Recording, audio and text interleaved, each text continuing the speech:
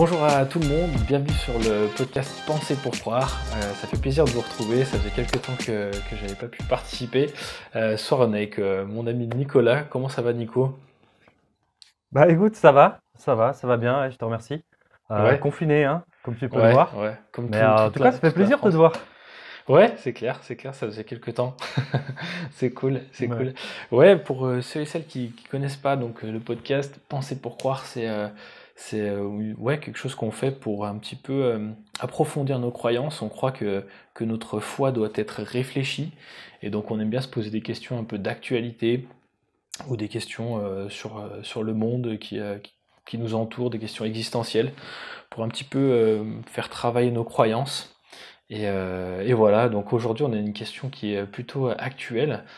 C'est un peu un constat, on se rend compte que il y a un peu une sorte de solidarité qui grandit en ce moment, en France notamment. Bon, on est français, donc voilà. Et on se posait la question, voilà, pourquoi la solidarité est si importante en cette période?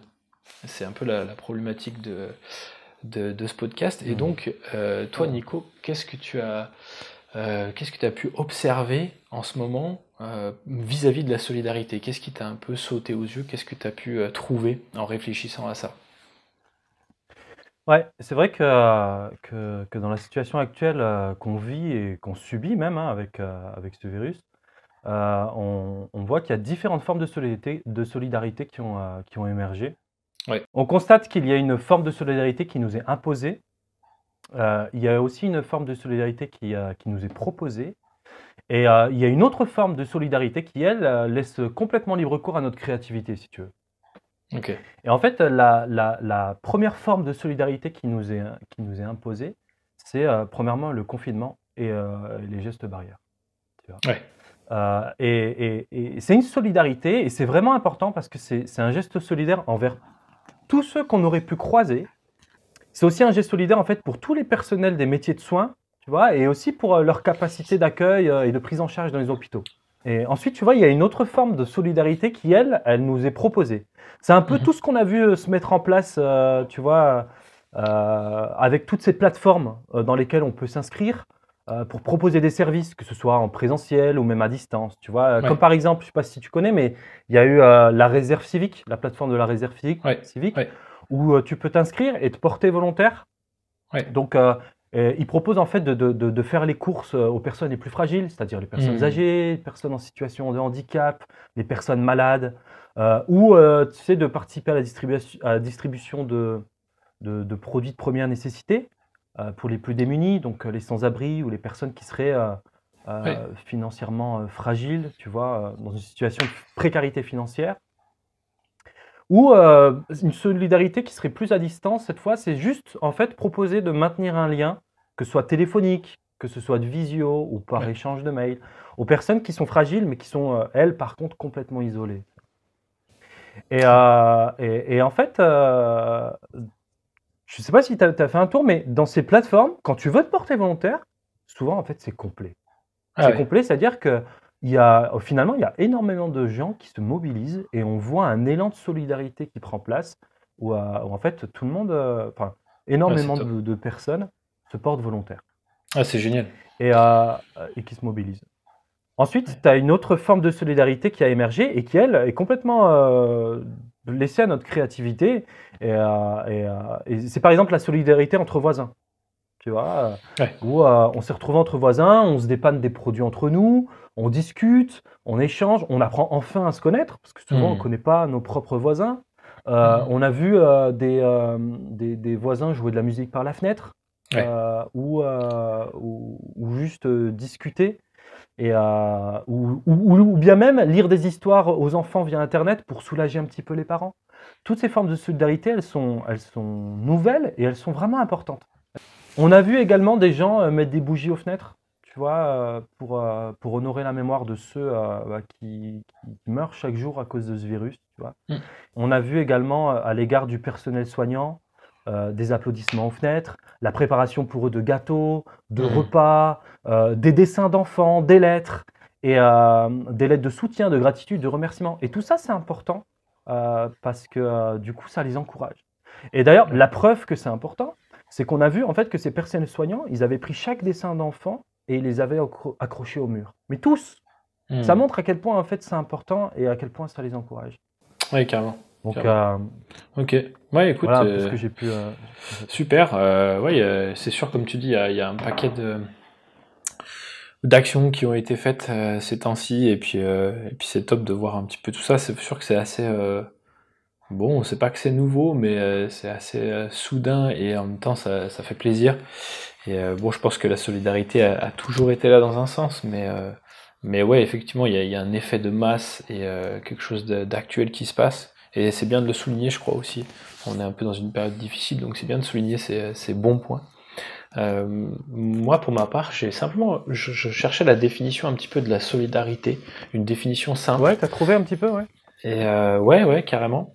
En fait, bon, elles sont très simples, tu vois. Donc, la solidarité, c'est un rapport existant entre des personnes qui, ayant une communauté d'intérêts, sont liées les uns aux autres. Et puis la deuxième définition que j'ai trouvée, c'est sentiment d'un devoir moral envers les autres membres d'un groupe, fondé sur l'identité de situation d'intérêt. Agir par solidarité. Donc en gros, voilà, bon, la solidarité, c'est plusieurs personnes qui se mettent finalement ensemble pour s'entraider. Et c'est un petit peu tout ce que tu viens de dire maintenant, c'est bien plus encore, hein, mais c'est dans le bien d'une communauté ou d'une ville ou d'un village ou d'un immeuble. Et ouais, moi je trouve ça top, parce qu'en France, on avait beaucoup d'associations qui faisaient un bon boulot. Et maintenant, en plus de ça, et d'une manière plus nombreuse encore, tu as des gens qui se mobilisent eux-mêmes, comme tu disais tout à l'heure, dans les immeubles, en dehors même de leur propre cercle familial, et qui commencent à faire plein de choses. Donc c'est super. Moi, je trouve ça assez dingue. Et maintenant, bon, je me suis posé la question finalement. Qu'est-ce qui fait que parfois on a du mal à vivre pleinement cette solidarité? Tu vois, pourquoi est-ce que c'est pas toujours évident de vivre la solidarité? Qu'est-ce qui nous empêche finalement d'être solidaires? Je me suis posé cette question, tu vois. Et finalement, voilà, qu'est-ce qui nous empêcherait d'être plus solidaires, ou qu'est-ce qui nous empêche d'être solidaires, que ce soit maintenant ou en général? Et pour moi, pour commencer à répondre à cette question, je pense que ce qui nous empêche parfois de vivre la solidarité, et je parle pour moi premièrement, c'est quand tu te rends compte que autour de toi, tout le monde ne joue pas le jeu. Alors je parle pas forcément dans cette situation aujourd'hui, je parle d'une manière générale. Je crois que la solidarité, ça se joue en groupe, en quelque sorte, et c'est pas possible d'être solidaire tout seul. C'est impossible, ça a aucun sens, tu vois. Et la solidarité, par définition, elle marche en groupe. Et c'est là pour moi que c'est dur, parce que je pense qu'à un moment donné, quand t'as pas forcément le retour de la solidarité que toi tu donnerais ou que tu voudrais, et ben je crois que ça décourage un peu, tu vois. En tout cas, moi, ça a tendance à me décourager. Et, et étant donné qu'on n'a pas tous forcément la même vision de la solidarité, ou qu'on n'a pas la même envie de la solidarité, je crois que c'est pas évident de vivre la solidarité tout le temps. Tu vois, aujourd'hui, on la vit peut-être, mais d'une manière générale, c'est pas évident. Et t'as toujours un peu cette question qui vient résonner dans ta tête, enfin moi perso, c'est est-ce qu'il l'aurait fait pour moi? Ou est-ce que, voilà, tu vois, est-ce que cette personne l'aurait fait pour moi? J'ai l'impression on a un peu cette question qui vient un peu cachée. Et je crois que c'est véritablement quelque chose qui nous bloque, parfois dans notre élan de solidarité au quotidien. Voilà, le fait de se dire que les autres n'ont pas la même optique que nous, ou ferait pas pareil pour nous, bah, je pense que c'est un frein. Voilà, ça se joue en groupe, et quand les gens ou les autres ne le font pas, ou quand moi-même je le fais pas, bah, peut-être que je décourage d'autres personnes. Enfin voilà, moi je trouve qu'il y a une problématique un petit peu dans la solidarité par rapport à ça. Toi, Nico, euh, qu'est-ce qui, ouais, à ton avis, nous bloque dans cet élan de solidarité parfois, en ce moment, en général? Est-ce que t'as quelque chose à dire par rapport à ça? Ouais, ouais, c'est intéressant ce que tu dis, parce que je me pose moi aussi souvent la question, je dis: «Mais du coup, pourquoi moi je le ferais alors que» et Ouais, finalement il faut bien un premier, tu vois? ouais. Et souvent au final, pourquoi pas moi, tu vois? Mhm. Heu, Ouais. voilà, par rapport à la situation actuelle, ce que j'ai pu observer, ce qui va, faire blocage en fait, à la solidarité, ça va être premièrement la peur. Ça va être la peur parce que on est vraiment dans une situation particulière où, aujourd'hui, faire un acte de solidarité, faire preuve de solidarité, c'est s'exposer et prendre un risque. Tu vois. Ouais, c'est clair. Le risque de, je vais sortir, surtout en présentiel, hein, je parle. Je vais sortir pour faire un acte de solidarité et pour venir en aide à quelqu'un qui en aurait besoin. Et en fait, je m'expose, malgré les gestes barrières, ça, à attraper le virus. Et je prends le risque peut-être de le ramener à la maison et de contaminer ceux qui sont confinés avec moi. Ouais, Tu vois. Et donc ça peut faire peur et ça peut vraiment être un frein à la solidarité. Tu vois. Il y a aussi l'autre versant, c'est de dire peut-être que je suis porteur asymptomatique et en voulant aller aider et faire un acte de solidarité, du coup, je vais contaminer une personne, alors qu'à la base, c'était pas mon intention première. Mon intention première, c'était d'aider. Ouais, Donc bien sûr. c'est vraiment tout ce lot d'incertitudes qui fait qu'on peut, on peut être assez réticent et réfléchir à 2 fois avant de faire un acte de solidarité. Ouais. Ensuite, tu vois, il y a aussi ce versant où on a tous accepté plus ou moins le concept de solidarité Ouais. en se disant que c'était un des chemins les mieux adaptés au vivre ensemble. Tu vois, Ouais. c'est-à-dire que Ouais, carrément. je vais faire pour l'autre, ce que j'aimerais qu'on me fasse si j'étais dans sa situation. Et le problème, c'est que parfois, c'est juste une acceptation intellectuelle. Tu vois, c'est juste une acceptation intellectuelle et ça s'arrête là. Ouais. Et en fait, ça reste dans le cerveau et ça descend pas jusqu'au cœur, tu vois. Jusqu'au moment où, je sais pas si tu as remarqué, mais au moment où on est confronté en fait à un besoin. C'est par exemple quand tu es confronté à des images de quelqu'un dans une extrême pauvreté, tu vois, dans un pays de guerre, en temps de guerre et tout, tu vas être confronté à une image et là tu vas prendre en plein fouet la réalité du besoin et tu vas être profondément affecté. Ça va engendrer chez toi une émotion, une sensibilisation, tu vois. Et c'est en gros, tu vas te dire, non mais c'est pas possible d'en arriver là, quoi. Et tu vas être profondément affecté. Mais ça va s'arrêter là aussi, ça va pas engendrer un engagement ou une réaction, tu vois. Et en fait, il y a cette troisième partie qu'on appelle c'est une dimension conative, où en fait, c'est pas seulement une acceptation intellectuelle de la solidarité, c'est pas seulement une sensibilisation émotionnelle, mais ça va engendrer une réaction et un acte qui va être en adéquation avec l'idée, la valeur morale que tu as acceptée. Tu vois, c'est ce moment où tu te dis, non mais là c'est trop terrible, je vais m'engager dans une association par exemple. Et là tu vas te mettre en œuvre. Tu vois. Donc il y a ces 3 dimensions-là et il faut que pour engendrer l'action, il faut que ça parte du cerveau, que ça aille jusqu'au cœur et que ça aille ensuite dans tes muscles et que tu fasses ça. Ouais, c'est ça. Ensuite, il y a un autre problème au niveau de la solidarité auquel j'ai pensé. Et ça, par contre, c'est un peu plus personnel, tu vois. C'est un problème qui est intentionnel. Okay. Pourquoi est-ce que je vais être solidaire au fond? Est-ce que vraiment je vais être solidaire parce que je suis sensible aux besoins des autres? Est-ce que c'est vraiment un acte désintéressé, tu vois?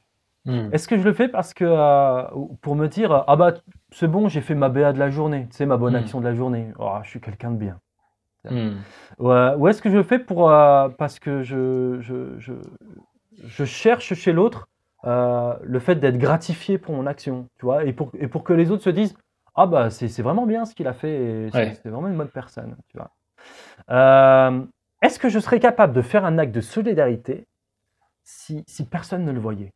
Ouais, tu veux dire en fait que c'est le regard des autres finalement qui pourrait nous pousser à un moment donné à être solidaire, quoi, grosso modo. Ouais, voilà, exactement. Ou ton propre regard à toi, pour ton bien-être, te dire, voilà, en fin de compte, est-ce que c'est un acte qui est vraiment altruiste et désintéressé? Ouais, c'est ça.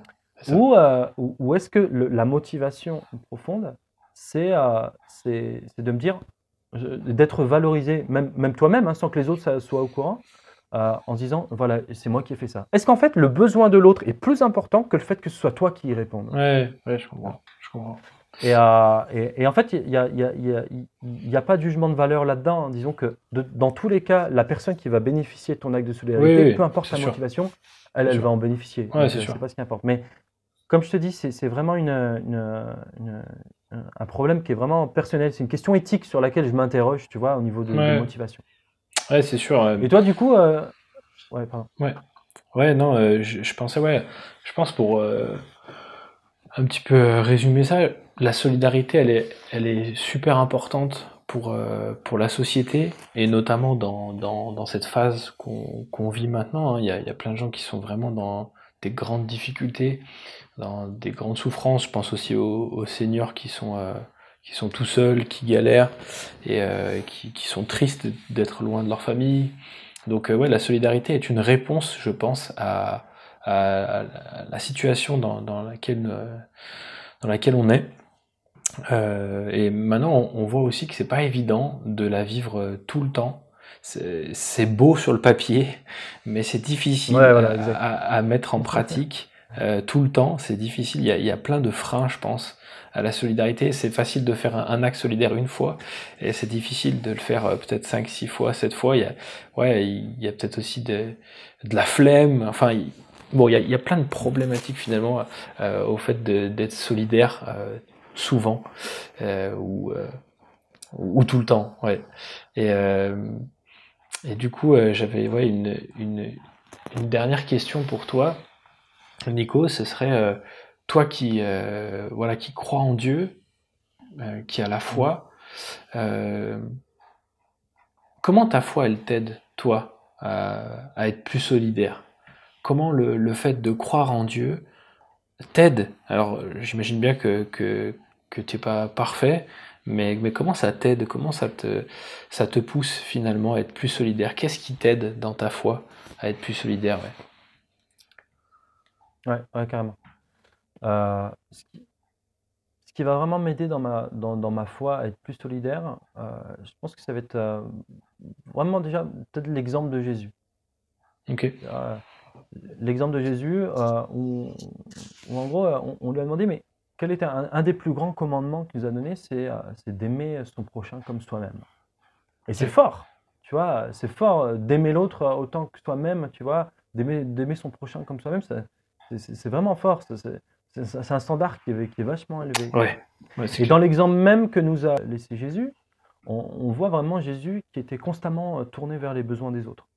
Tu vois, il s'intéressait aux pauvres, il s'intéressait aux démunis, il s'intéressait, si tu veux, aux personnes qui étaient laissées pour compte.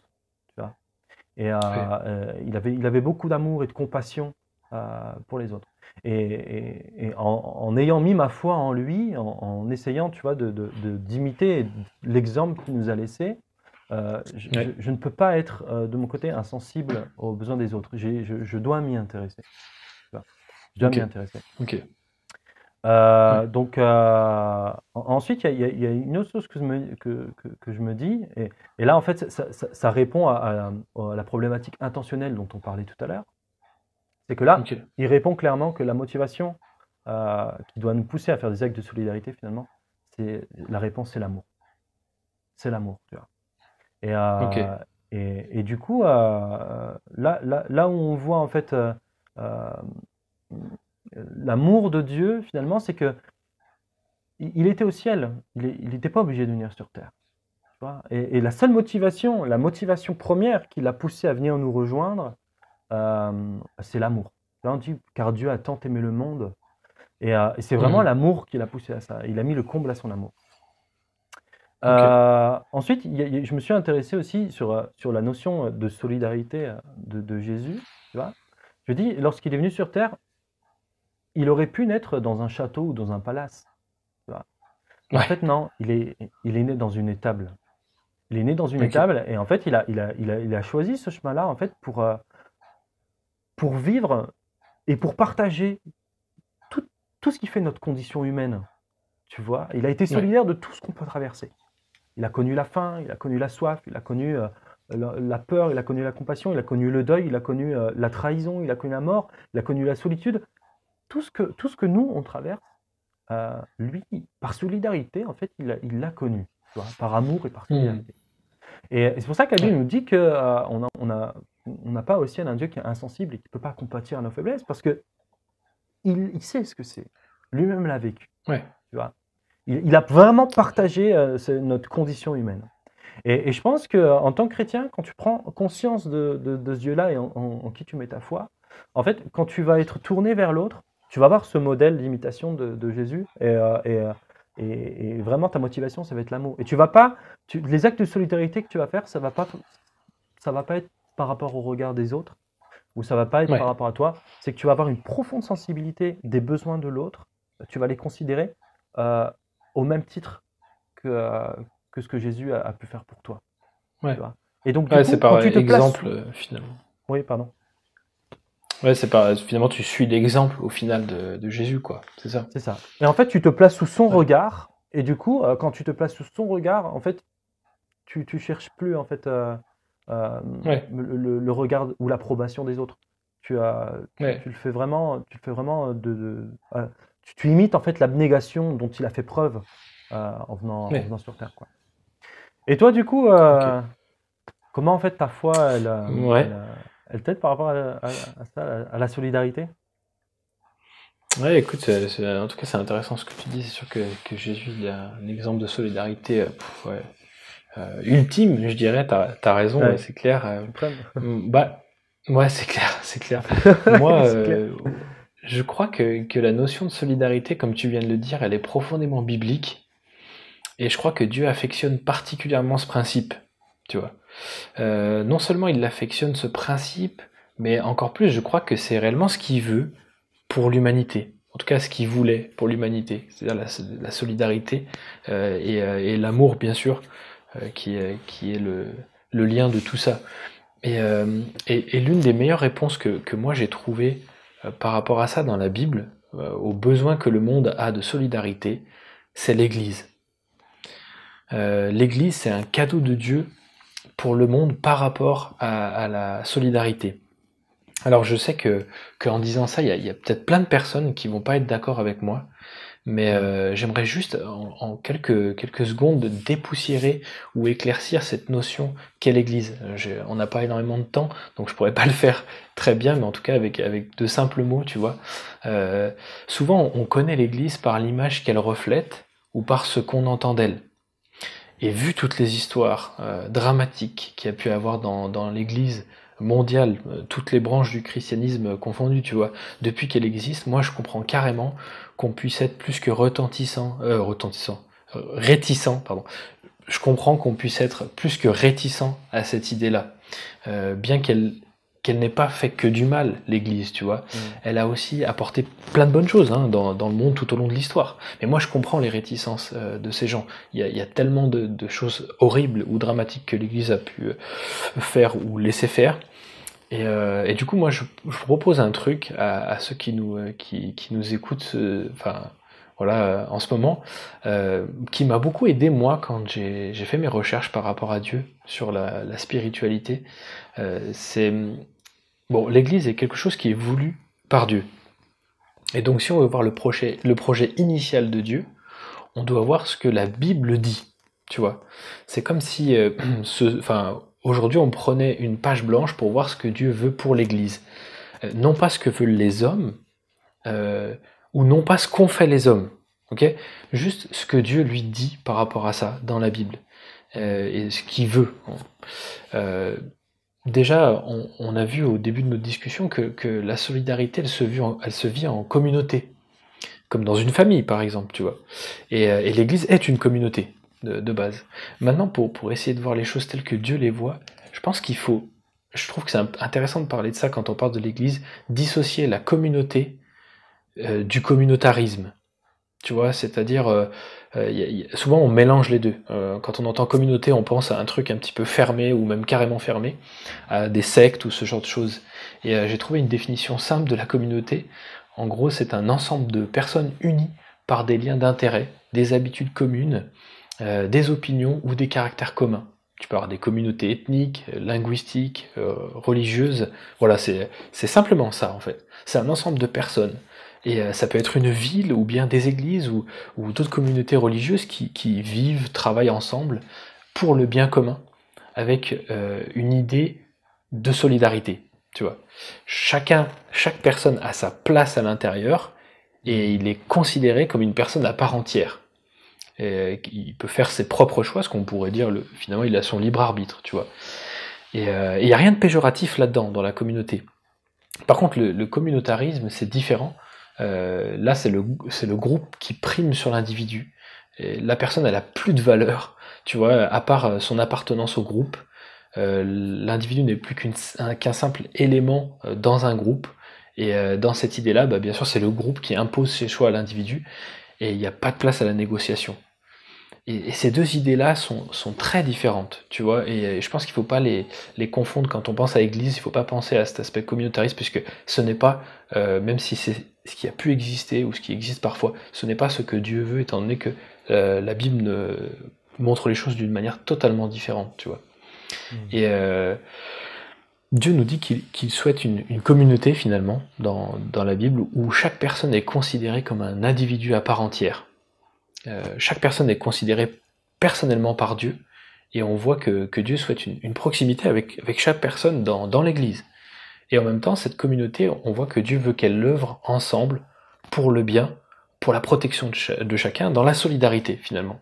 Et il y a un super passage qui va un petit peu clôturer ma pensée par rapport à ça, par rapport à l'idée de solidarité. C'est Paul qui prend l'image d'un corps pour comparer l'Église avec ses différents dons. Parce que dans l'église à laquelle il écrit, les gars se disputaient parce que certains se mettaient au-dessus des autres ou disaient que les autres étaient moins bons, enfin bref. Et Paul, il va prendre une image. C'est dans 1 Corinthiens 12, versets 18 à 25, donc je vous le lis. Donc je cite: « En fait, Dieu a placé chacun des organes dans le corps comme il l'a voulu. S'ils étaient tous un seul organe, où serait le corps? Il y a donc plusieurs organes, mais un seul corps. L'œil ne peut pas dire à la main « Je n'ai pas besoin de toi », ni la tête dire aux pieds « Je n'ai pas besoin de vous ». Bien plus, les parties du corps qui paraissent être les plus faibles sont nécessaires, et celles que nous estimons être les moins honorables du corps, nous les entourons d'un plus grand honneur. Ainsi, nos organes les moins décents sont traités avec plus d'égard, tandis que ceux qui sont décents n'en ont pas besoin. Dieu a disposé le corps de manière à donner plus d'honneur à ceux qui en manquaient, afin qu'il n'y ait pas de division dans le corps, mais que tous les membres prennent également soin les uns des autres. » Donc là, c'est la fin du passage que j'ai pris, et on voit que Paul il prend l'image d'un corps, et pour parler de l'Église, et du coup, chaque personne a un rôle particulier, comme l'œil, la main, donc il prend un peu cette image de l'œil qui parle à la main. Enfin, on n'a même pas besoin de se dire qui est meilleur, puisque tous, on est dans ce même corps, et donc on avance dans ce même but, finalement, dans ce groupe. Et on comprend que l'Église n'est pas un lieu ou un bâtiment, mais que c'est plutôt un groupe de personnes, ou des groupes de personnes qui cherchent à aimer Dieu, et à aimer son prochain, comme tu l'as dit, les plus grands commandements. Et je crois, du coup, pour un petit peu résumer ça, c'est que pour ma part, l'Église, elle m'aide à vivre la solidarité, parce que dans l'Église, t'es encouragé à chercher le bien de l'autre, tu vois, et pas que le bien de l'autre dans l'Église, je parle le bien de l'autre même en général, en dehors de l'Église. Et bien qu'on n'y arrive pas tout le temps, moi ça m'aide de me dire que je suis pas le seul à chercher à être solidaire, en tout cas dans l'Église, mais que t'as plein de personnes autour de moi qui recherchent cette solidarité. Et ça m'évite le problème que je te citais juste avant, c'est-à-dire d'avoir l'impression d'être tout seul. En fait, le fait d'avoir cette communauté, et des gens qui veulent s'entraider ou qui veulent aider les autres, eh ben ça va m'aider moi à être solidaire. Tu vois, et je pense que l'Église est quand on l'apprend, en tout cas il y a plein de passages dans la Bible, hein, vous pourrez les trouver vous-même, mais où tu vois combien l'Église a été solidaire, combien elle a été créée sur ces notions d'amour et de solidarité envers les plus démunis notamment, mais pas que. Et donc voilà, moi l'Église est pour moi une réponse de Dieu à la solidarité pour ce monde-là. Et écoute, on aime bien dans ce podcast pour finir donner un petit défi, ou plutôt se donner un défi. Déjà, je te propose un défi à toi, que moi aussi je vais faire, et puis ceux et celles qui veulent le faire le feront, pour éviter de parler un peu trop, tu vois, et juste de parler sans rien faire. On se dit que bah voilà, dans le podcast Penser pour croire, on voudrait aussi agir, et puis un petit peu aller avec ce qu'on dit, et faire ce qu'on dit, surtout.